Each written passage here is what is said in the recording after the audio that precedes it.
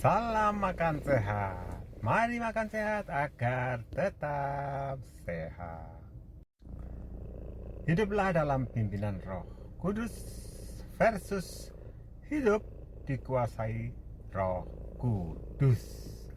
Ini sesuai dengan pembacaan MTBJ minggu ini, saudara, yang diambil dari Kisah Rasul 2. Apakah berbeda hidup dalam pimpinan Roh Kudus dengan hidup dikuasai Roh Kudus? Nah, kalau hidup dikuasai Roh Kudus itu apakah boleh saya sebut sebagai kerasukan Roh Kudus? Kalau dalam kasus di Kisah Rasul 2 ini, Petrus dan teman-temannya, murid-murid Yesus yang lain itu dikuasai Roh Kudus. Jadi apa yang dia katakan itu datangnya dari Roh Kudus. Jadi seolah mereka adalah kerasukan Roh Kudus.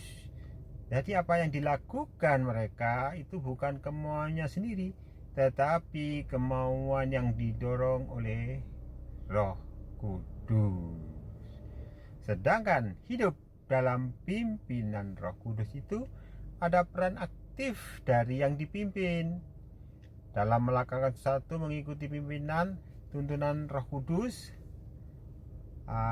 Kita punya pilihan, ya. Hidup dalam pimpinan Roh Kudus kita bisa lihat di dalam Galatia 5 ayat 16 sampai 26 yang perikopnya hidup menurut daging atau roh. Jadi kitalah yang menentukan apakah mau hidup menurut daging atau roh. Masing-masing punya konsekuensinya.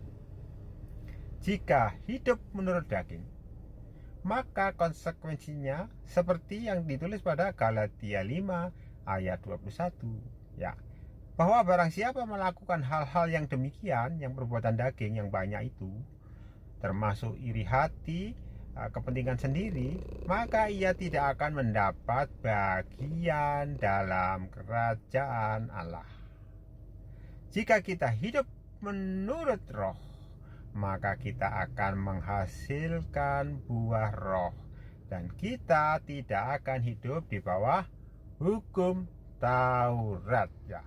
Galatia 5 ayat 18. Akan tetapi jikalau kamu memberi dirimu dipimpin oleh roh, maka kamu tidak hidup di bawah hukum Taurat. Jadi untuk hidup di bawah pimpinan Roh Kudus, kita perlu memberi diri, perlu kesadaran diri, saudara. Nah, sekarang kita masuk di hidup dikuasai Roh Kudus.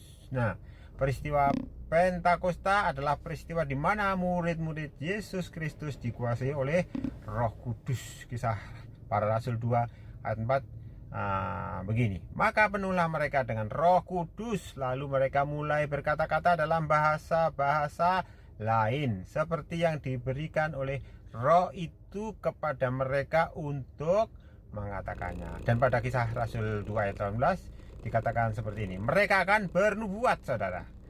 Ya, bernubuat itu berarti menyampaikan sesuatu yang asalnya dari Tuhan, bukan dari pikirannya sendiri, ya. Nah, itu bernubuat. Jadi pada waktu itu mereka dikuasai Roh Kudus. Sepenuhnya mereka dikendalikan oleh Roh Kudus, ditawan oleh Roh Kudus, kerasukan Roh Kudus. Nah, dalam konteks khotbah Petrus, ia dan murid-murid yang lain dikuasai Roh Kudus untuk apa? Untuk bersaksi tentang penggenapan firman Allah dalam diri Yesus Kristus, ya.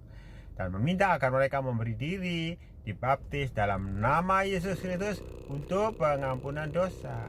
Nah, pertanyaan selanjutnya, apakah kalau kita memutuskan hidup dipimpin oleh Roh Kudus akan dikuasai oleh Roh Kudus?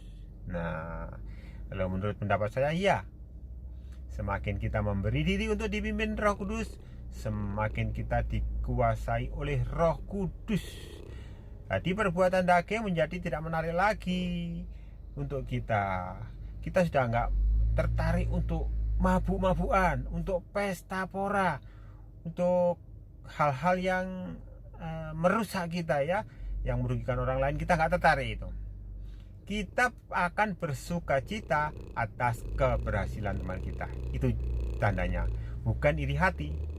Kita tidak akan berpikir memanfaatkan dan menginjak orang lain untuk kepentingan kita, untuk karir kita. Tidak, kita akan mendorong orang lain untuk lebih maju. Ya, itu menurut saya adalah ciri-ciri orang yang sudah dikuasai oleh Roh Kudus, dan dia memilih untuk dipimpin oleh Roh Kudus dalam hidupnya. Jadi apa yang dilakukan, dia selalu tanya kepada Tuhan, mendengarkan hati nuraninya, karena Roh Kudus itu ada di dalam hatinya. Tuhan Yesus memberkati saudara. Haleluya, amin.